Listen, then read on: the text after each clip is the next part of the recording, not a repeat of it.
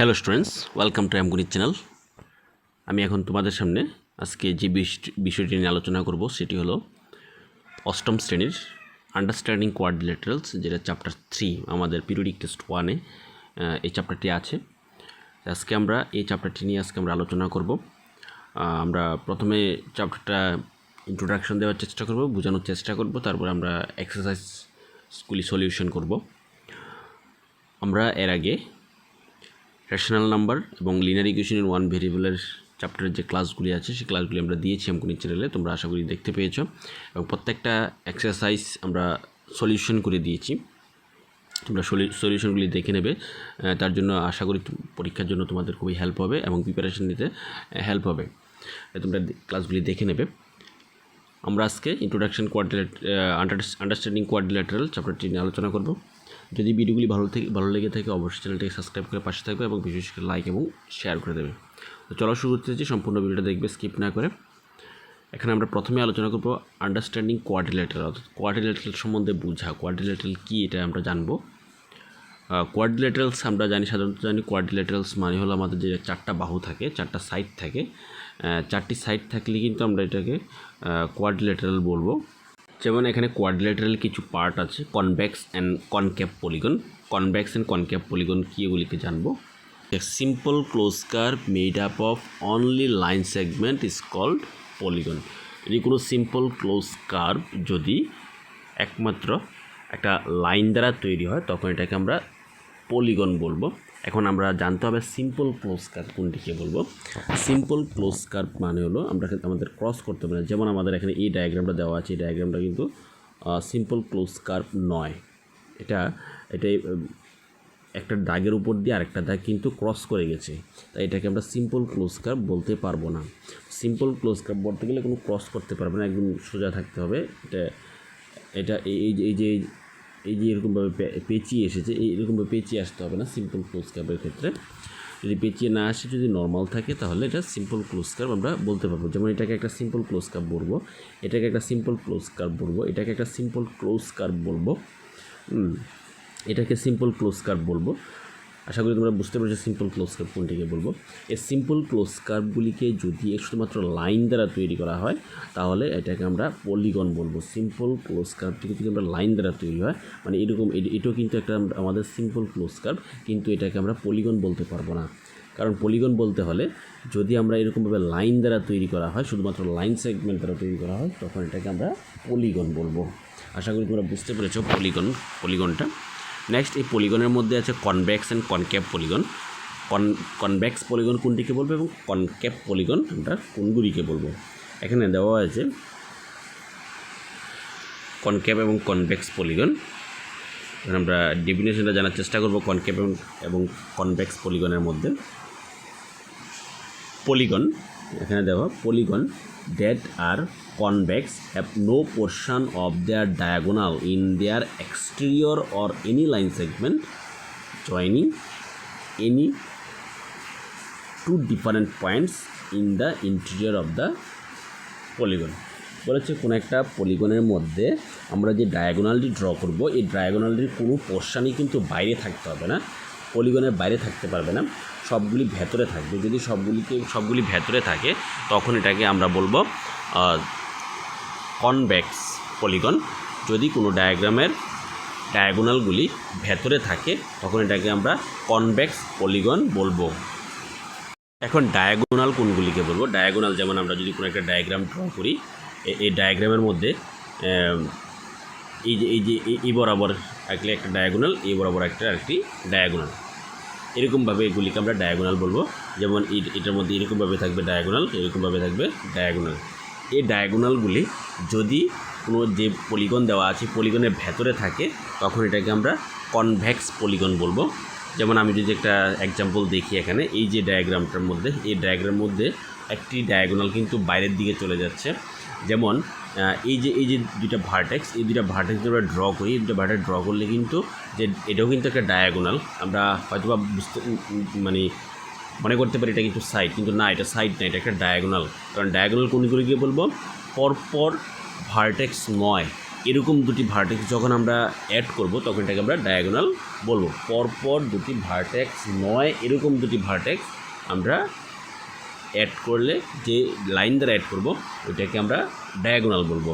এখানে এই ডায়াগোনালটা কিন্তু পরপর দুটি ভার্টেক্স নয়, এই দুটা ডায়াগোনাল অ্যাড করলে আমাদের এটা ডায়াগ্রাম, আমাদের যে পলিগনটা দেওয়া আছে পলিগনের বাইরের দিকে চলে যাচ্ছে, তাহলে এটাকে আমরা কনভেক্স পলিগন বলবো। যেমন এটার মধ্যে একটা ডায়াগোনাল, এই যে এটা ডায়াগোনাল বাইরের দিকে যাচ্ছে, এটাকে আমরা কনভেক্স পলিগন বলবো। আর এটার মধ্যে কোনো ডায়াগোনালে কিন্তু বাইরের দিকে যাচ্ছে না, দুটোটা ডায়াগোনালে কিন্তু ভেতরের দিকে আছে, তাহলে এটাকে বলবো আমরা কনক্যাভ পলিগন। যেগুলির ডায়াগোনাল ভেতরের দিকে থাকে এটিকে আমরা বলবো কনক্যাভ পলিগন, এবং যেটা ডায়াগোনাল বাইরের দিকে থাকে এটাকে আমরা বলবো কনভেক্স পলিগন। যেটা বাইরের দিকে থাকবে না এটা কনভেক্স পলিগন হবে, যেটা বাইরের দিকে চলে যাবে এটাকে কনক্যাভ পলিগন বলবো। Next, regular and irregular polygon. Regular polygon কোনগুলিকে বলবো, ইরেগুলার পলিগন কোনগুলিকে বলবো। এখানে দেওয়া আছে a regular polygon is both equiangular and equilateral. এই জায়গায় আমার বুঝতে হবে a regular polygon is both equiangular and equilateral. Equiangular মানে সবগুলি অ্যাঙ্গেল সমান থাকবে, ইকুইল্যাটারাল মানে প্রত্যেকটা সাইড সমান থাকবে। প্রত্যেকটা অ্যাঙ্গেল এবং প্রত্যেকটা সাইড যে ডায়াগ্রামের বা যে পলিগনের ইকুয়াল থাকে ওইটাকে আমরা রেগুলার পলিগন বলবো, আর যেটা থাকবে না এটাকে আমরা ইরেগুলার পলিগন বলবো। এখন যদি আমরা রেগুলার পলিগনের এক্সাম্পল দেখি, একটা স্কোয়ারের প্রত্যেকটা অ্যাঙ্গেল কিন্তু 90 ডিগ্রি, প্রত্যেকটা অ্যাঙ্গেল 90 ডিগ্রি এবং প্রত্যেকটা সাইড কিন্তু ইকুয়াল থাকে, তাহলে এটাকে আমরা ইকুইঅ্যাঙ্গুলার অ্যান্ড ইকুইল্যাটারাল বলতে পারি। তার মানে এটাকে একটা রেগুলার পলিগনও বলতে পারি। এবার ইরেগুলার পলিগন আমরা যদি একটা রেক্ট্যাঙ্গেলের এক্সাম্পল দিই, রেক্ট্যাঙ্গেলের প্রত্যেকটা অ্যাঙ্গেল কিন্তু 90 ডিগ্রি, কিন্তু প্রত্যেকটা সাইড ইকুয়াল না, তাই এটাকে আমরা ইকুইঅ্যাঙ্গুলার বলতে পারবো কিন্তু ইকুইল্যাটারাল বলতে পারবো না, তাই এটা একটা ইরেগুলার পলিগন। আর স্কোয়ার একটা রেগুলার পলিগন। আরেকটি রেগুলার পলিগনের এক্সাম্পল হলো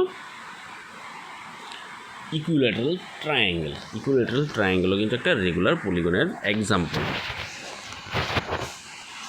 আশা করি তোমরা বুঝতে পারছো। নেক্সট কিছু এক্সাম্পল দেওয়া আছে, কোনটা ইকুইল্যাটারাল ট্রায়াঙ্গেল আর রেগুলার পলিগন,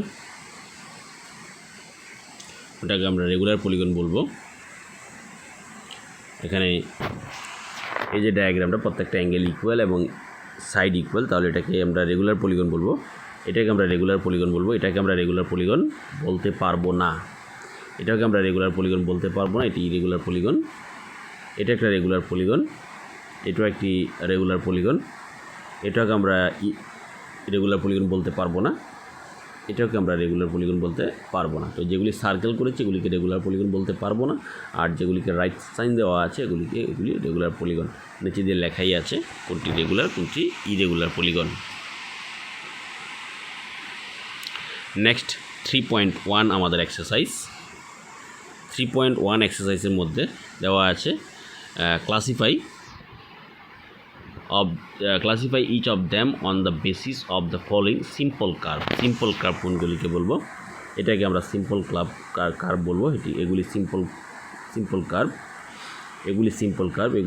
কার্ভ, এগুলি কিন্তু simple curve. Next simple close curve কোনগুলিকে বলবো, এবার সিম্পল ক্লোজ কার্ভ। এখানে সিম্পল ক্লোজ কার্ভ, এখানে প্রত্যেকটি সিম্পল ক্লোজ কার্ভ, শুধুমাত্র এটা সিম্পল ক্লোজ কার্ভ হবে না, আর বাকি সবগুলি কিন্তু সিম্পল ক্লোজ কার্ভ, কারণ কারোর সাথে ক্রস করছে না, তাই এটা বাদ দিয়ে 4 নাম্বারটা বাদ দিয়ে বাকি সবগুলি সিম্পল ক্লোজ কার্ভ।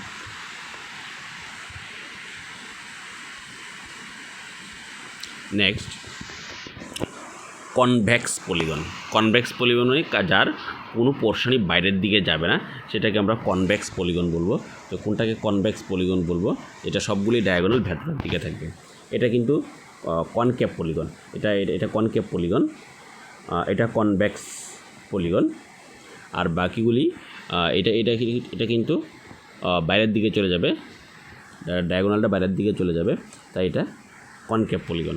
একমাত্র একটাই কনভেক্স পলিগন যেটা ডায়াগোনাল ভেতরের দিকে থাকবে, আর এই যে দুইটা আমাদের এখানে এই দুইটা হবে কনকেভ পলিগন, তার ডায়াগোনাল বাইরের দিকে চলে যাবে। আর এটাকে আমরা বলবো কনভেক্স পলিগন, ডায়াগোনালগুলি ভেতরের দিকে থাকবে। আর বাকিগুলি কিন্তু পলিগন আমরা বলতে পারবো না, কারণ এগুলি কোনো সাইড নেই, সার্কেল টাইপ কিছু একটা আছে। যেমন এটার মধ্যে শুধুমাত্র সাইড দেওয়া নেই, যেগুলি শুধুমাত্র সাইড দেওয়া থাকে সেগুলিকে কিন্তু আমরা পলিগন বলবো। এগুলিকে কিন্তু আমরা পলিগন বলতে পারবো না, এগুলিকে কার্ভ বলতে পারবো, কিন্তু পলিগন বলতে পারবো, এগুলিকে পলিগন বলতে পারবো না। Next, what is regular polygon? আমরা এর আগে দিয়েছি ডেফিনেশন, তোমরা দেখে নেবে, যেগুলি ইকুইঅ্যাঙ্গুলার এবং ইকুইল্যাটারাল, এগুলিকে আমরা রেগুলার পলিগন বলবো। তারপরে state the name of regular polygon. কিছু রেগুলার পলিগনের নাম বলতে বলা হয়েছে। এখানে 3 সাইড দেওয়া আছে। 3 সাইড দেওয়া থাকলে আমরা রেগুলার পলিগন হিসেবে কী বলবো? এটাকে আমরা বলবো ইকুইল্যাটারাল ট্রায়াঙ্গেল। 3 সাইড থাকলে ইকুইল্যাটারাল ট্রায়াঙ্গেল। 4 সাইড থাকলে বলবো আমরা স্কোয়ার। 6 সাইড থাকলে বলবো হ্যাক্সাগন, রেগুলার হ্যাক্সাগন। 6 সাইড দেওয়া থাকলে রেগুলার হ্যাক্সাগন। তো এই হলো আমাদের 3.1 এক্সারসাইজ। আমরা ইন্ট্রোডাকশনটা দিয়েছি, প্লাস আমরা 3.1 এক্সারসাইজকে আমরা সলিউশন করে দিয়েছি আজকে। আশা করি তোমাদের ভালো লেগেছে, এবং তোমরা কেমন লেগেছে কমেন্টে তো অবশ্যই জানাবে। যদি ভালো লেগে থাকে বিশেষ করে লাইক এবং শেয়ার করে দেবে। আমরা পরবর্তী এক্সারসাইজটি আমরা আলোচনা করব, যেগুলি 3.2 এক্সারসাইজ। আমাদের এই চ্যাপ্টারটা কিন্তু খুব ইজি চ্যাপ্টার একটি, এবং পরীক্ষাতে ভালো একটা স্কোর আসে। তাই আমাদের যদি এই স্কোরগুলি কমপ্লিট করতে পারি বা কোশ্চেনগুলি আনসার করতে পারি, তাহলে কিন্তু আমাদের পরীক্ষাতে ভালো একটা স্কোর হয়ে যাবে। তাই এই চ্যাপ্টারটি কিন্তু আমাদের ভালো করে মনোযোগ সহকারে করতে হবে। তো আজকে আমরা এটুকুই করলাম। পরবর্তীতে আমরা 3.2 এক্সারসাইজটি আমরা আলোচনা করব। তার জন্য অবশ্যই চ্যানেলটি সাবস্ক্রাইব করে পাশে থাকবে। Thank you.